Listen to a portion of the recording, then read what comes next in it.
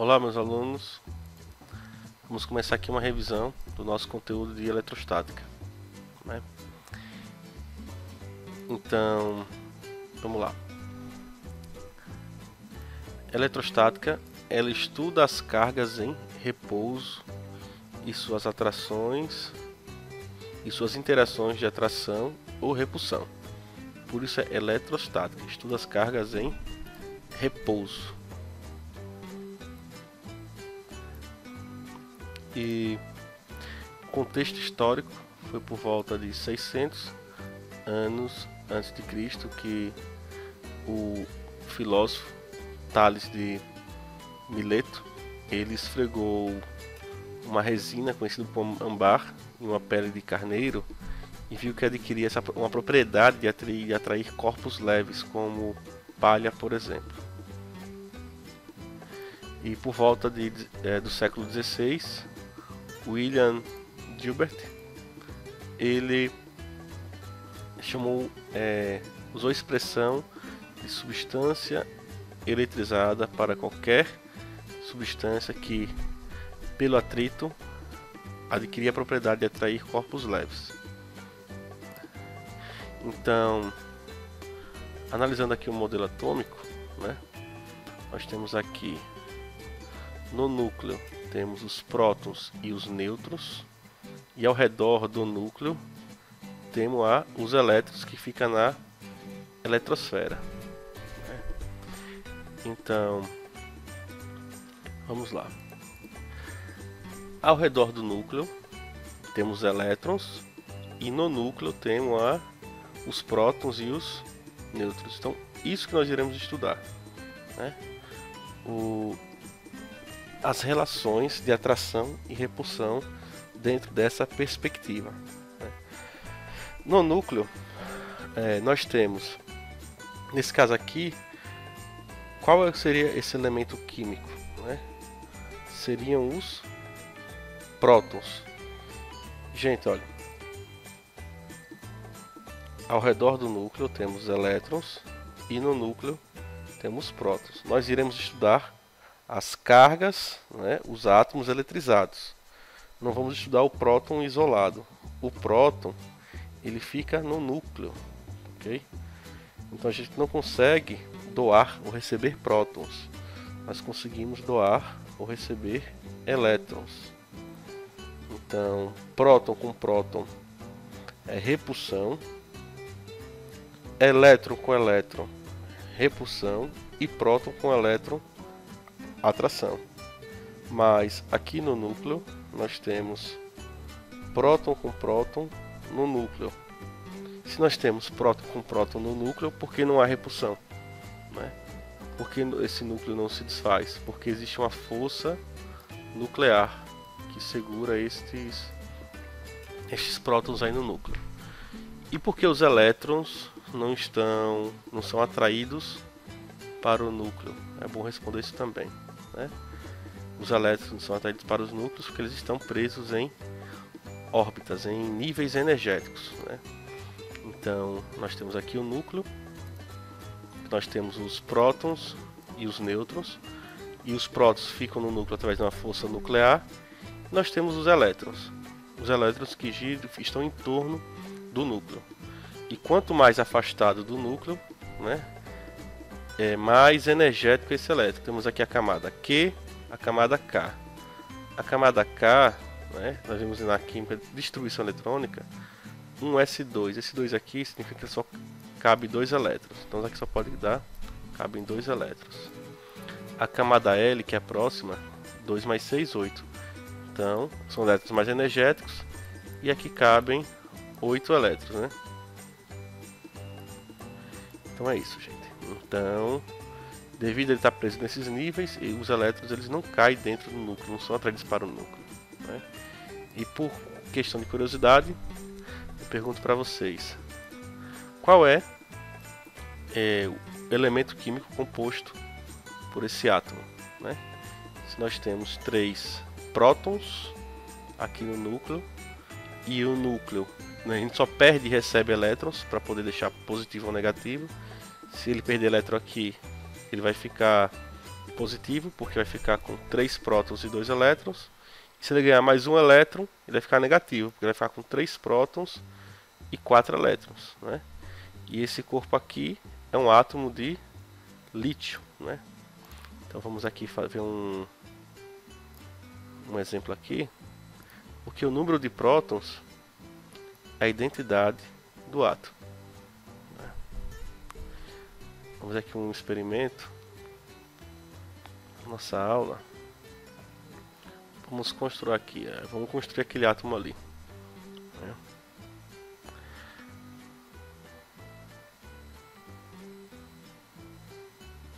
Pronto aqui. Monte um átomo. Né? Montar um átomo.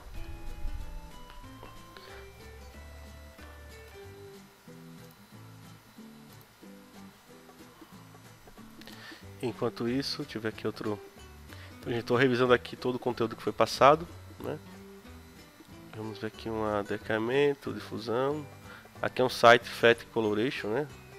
Que é um site que tem vários experimentos de física, química, né? Deixa eu ver esse aqui logo. Está carregando aqui.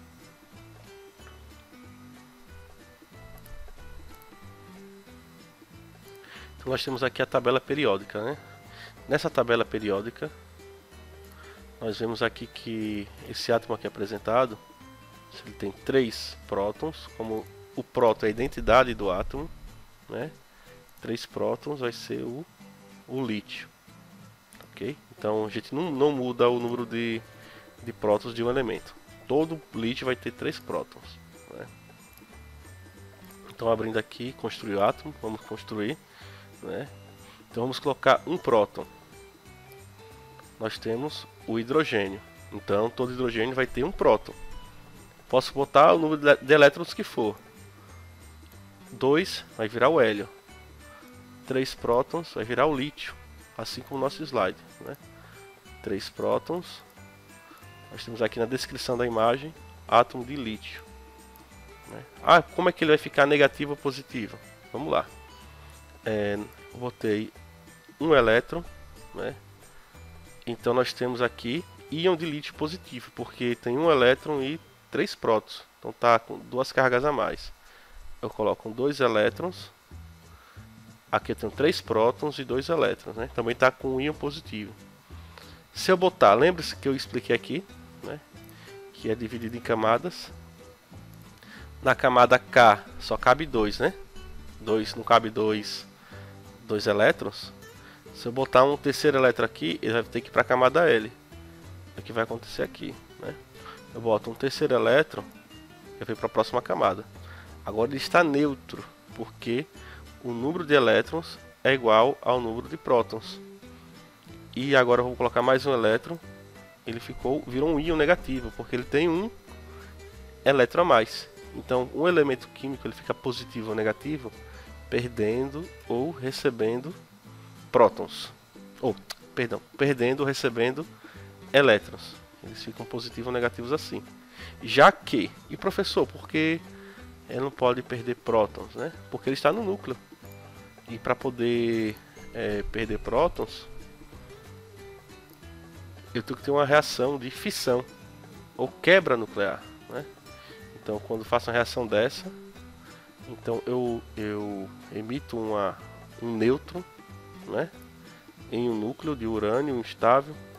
Aí esse nêutron quebra esse núcleo em outros núcleos, né, e vai uma reação em cadeia. E essa reação libera energia e radiação gama, né? Então, que foi utilizado na bomba atômica. Então, deixa eu ver se eu tenho aqui uma simulação de quebrar esse núcleo aqui, né? Aqui é uma reação de fissão nuclear, né?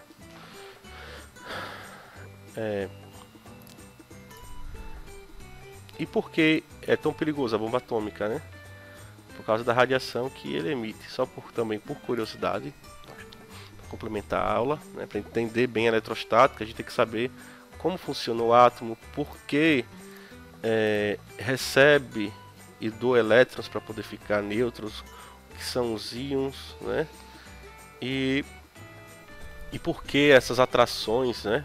é repulsão e por que próton com próton no núcleo não há repulsão, elétron com próton, aqui nesse caso não há atração. E para poder explicar essas perguntas tem que fazer dentro da minha área, que é difícil, agora a área da ciência e da natureza, né? Então eu consigo explicar, né? De maneira sem ser aquela maneira engessada. Então é isso, né? Então ele libera essa radiação gama. Deixa eu ver se carregou aqui, viu? Tá carregando ainda. E por que é tão perigoso essa radiação gama? Porque nós temos várias radiações, né, na natureza. Então vai desde as ondas baixas, ondas de rádio, MFM. Quando se aumenta a frequência, aumenta a energia, né? Então chega um ponto que aquela radiação, se o raio X é perigoso, né? Aí vem o raio alfa, vem o raio beta, aí vem o raio gama. São conhecidos como radiações ionizantes, porque a gente pode aumentar muito a frequência, né? Tem até agora a rede nova 5G, né? Uma rede de alta frequência. Então, porque é perigoso, está aumentando muito. Se chegar a aumentar demais a frequência, uma rede 6G com a frequência altíssima, pode virar uma radiação ionizante, né? Então, por isso que é perigoso. E por quê? Quanto maior a frequência, maior o poder de penetração, né? Então, aqui consegue penetrar uma folha de papel, é parada alfa, beta consegue parar numa placa metálica, gama somente uma parede de concreto, né? Para poder parar essa radiação. E o nêutron, né? Ele consegue atingir o átomo, é um dos maiores poderes de penetração. O nêutron ele consegue atravessar aqui tudo. Então está carregando aqui ainda. E vamos continuar nossa aula. Eu estou revisando aqui, que eu expliquei tudo isso aqui com calma. Mas estou fazendo esse vídeo porque tem alguns alunos novos, né? Eu quero atender todo mundo, tá ok? Para ninguém ser prejudicado. Então, aos portadores de cargas elétricas, os elétrons são os que transportam cargas negativas. Os íons transportam cargas positivas e os ânions transportam cargas negativas, né? E a unidade de carga elétrica no Sistema Internacional de Unidade é o Coulomb, okay? Que é uma homenagem ao físico Charles Augustin Coulomb. Então vamos entender isso aqui com calma. Então o elétron, né, ele tem uma carga de menos aproximadamente 6 vezes 10 a menos 19 Coulomb. O próton, uma carga positiva de mais 1,6 vezes 10 a menos 19 Coulomb, aproximadamente. E o nêutron tem carga zero. E a massa, né, a do próton e do nêutron é a mesma. E a do elétron é uma massa menor, né? A menor massa é do elétron. De um elétron tem menos massa do que um próton e um nêutron. Você pode ver aqui 1,6, aqui 9,1. Mas é menor porque a ordem de grandeza é de 10 a menos 31. E os outros é de 10 a menos 27. Então que vamos falar sobre condutores isolantes, né? Os condutores são os materiais que eles apresentam elétrons quase livres, né? Cargas quase livres. Pode ser elétrons ou íons, como a gente viu, os cátions ou os ânions, né? Eles facilitam a mobilidade. Então, os bons condutores pode ser o cobre. Por que o cobre é um bom condutor?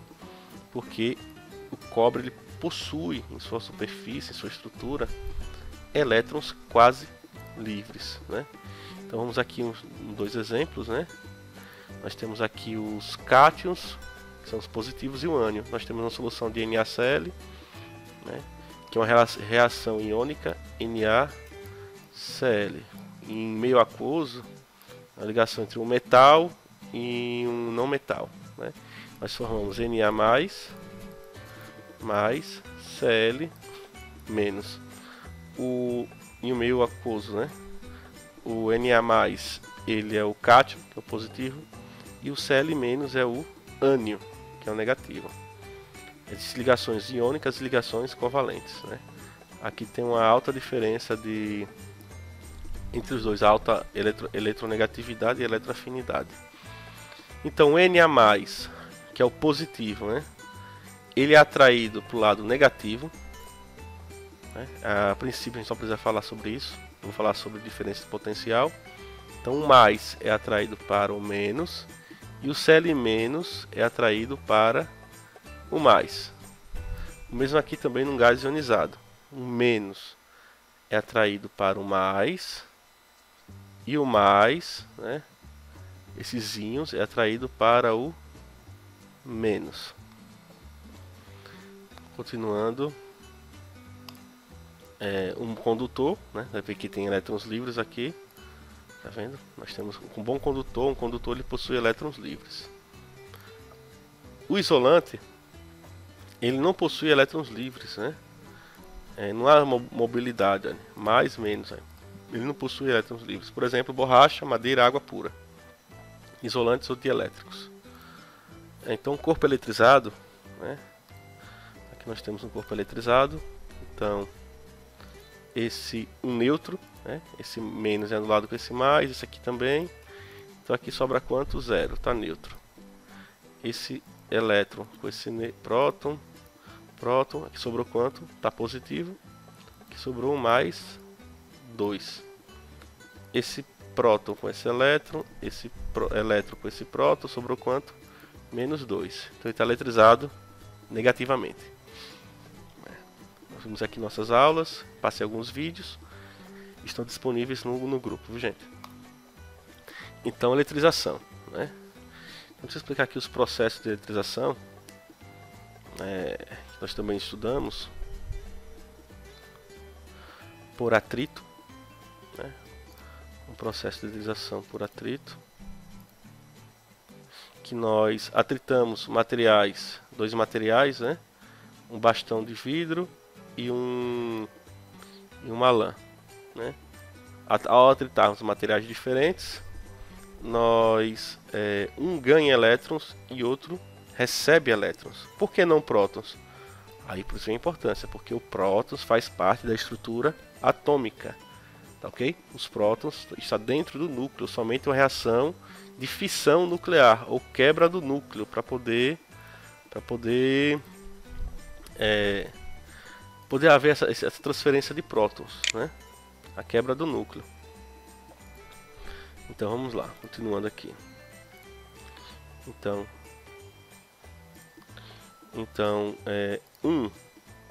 nós esfregamos a lã, o bastão de vidro na lã. O bastão perdeu, para ele poder ficar positivo, eu não posso mexer nos prótons, então ele perdeu elétrons. Então, para a lã ficar negativa, ela recebeu elétrons, que ela não pode perder prótons, né? Então, um perde prótons e um perde elétrons e outro recebe. Então, quem perdeu vai ficar positivo, quem recebeu vai ficar negativo, né? Então, essa é a eletrização por atrito. A por indução é por atrito, contato e indução.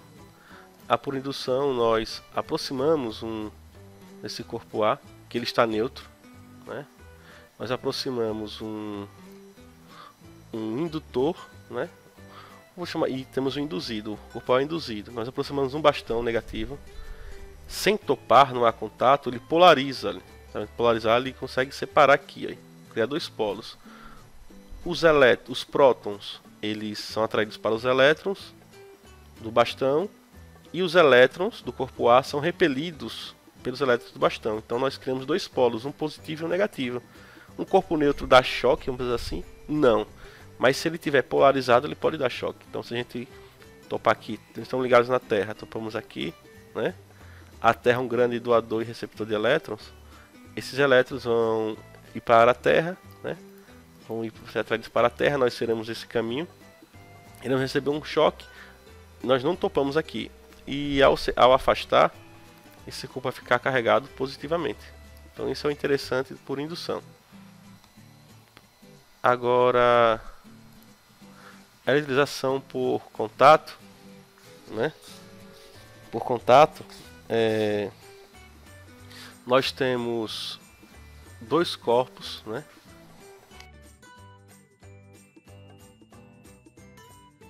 Nós temos dois corpos, um neutro e um carregado, né? Um fica, ao encostar um corpo neutro de um carregado, eles vão adquirir o mesmo sinal. Então temos um corpo carregado negativamente, encostamos com o neutro ao contato, ele fica negativo. Temos um corpo positivo, encostamos com o neutro, né? Depois separamos, ambos ficaram com o mesmo sinal. Ok? Então isso é por contato. Se for o mesmo tamanho, vai ser o mesmo módulo, né? São as mesmas dimensões. Temos também os materiais piroelétricos, que é por aquecimento, né? Então quando a gente se aproxima daquelas portas, né, de shopping, que elas abrem sozinhas, então tem um cristal que recebe nossa radiação infravermelho que o nosso corpo emite, ele fecha um circuito, né, dá um comando, um pulso e abre aquela porta ali. Então por aquecimento. E o piso elétrico, né? Os materiais pisoelétricos, eles são os materiais que é por pressão, né? A pressão faz com que o corpo se eletrize, que é no caso dos microfones, né? E esses materiais é turmalina, calcita e quartzo. Então a série triboelétrica, ela vai definir quem perde ou quem ganha, ok? Quando nós atritamos materiais diferentes, né, neutros, isso não seria a eletrização por contato. Então temos dois corpos neutros, um vidro neutro ali na imagem e uma lã neutra, né? Então ao atritar os dois, né, quem é que vai perder e quem é que vai receber elétrons? Aí nesse caso, a lã que vai receber elétrons e o vidro vai perder. Então se a gente olhar aqui essa tabela, né, o vidro está onde? Está aqui, ó. O vidro está aqui, então a lã está lá mais embaixo, né? Aqui, cadê a lã? A lã está aqui, ó. Então a lã fica, quem está mais na frente fica positivo, mais em cima.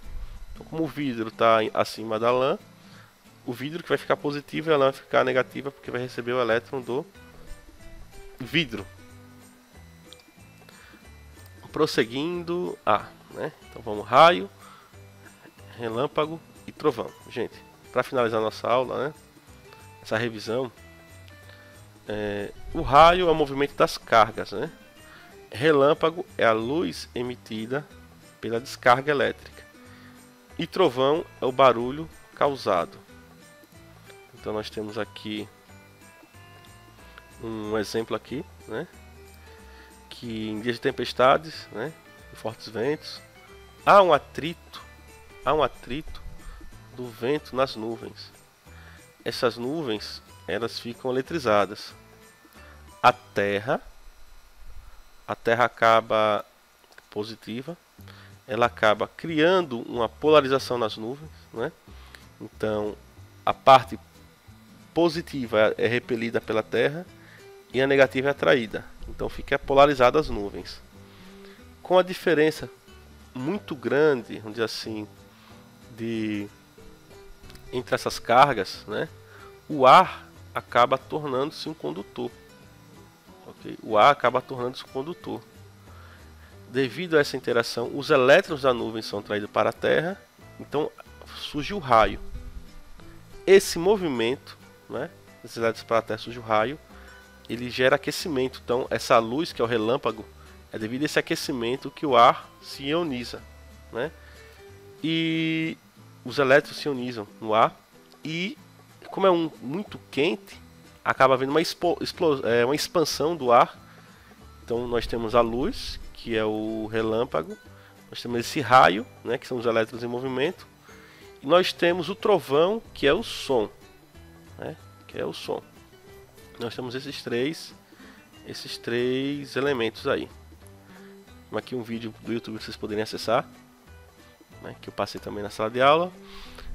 E para finalizar, né, eu perguntei a vocês qual era o lugar mais seguro, né, expliquei.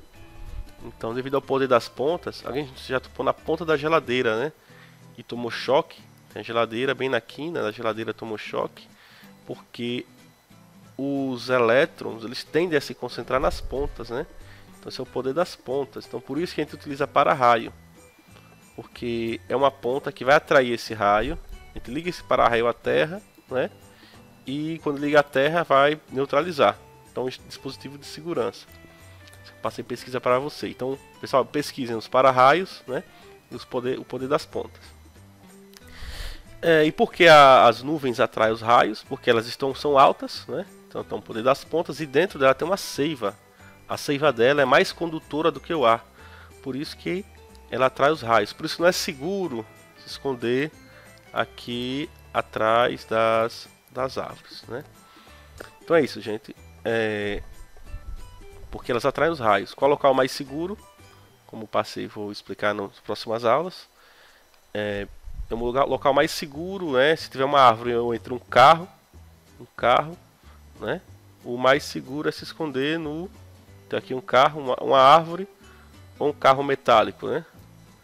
Um carro metálico, uma árvore. O mais seguro é o carro, porque quando o raio atinge o carro, os elétrons tendem a ficar na superfície do carro.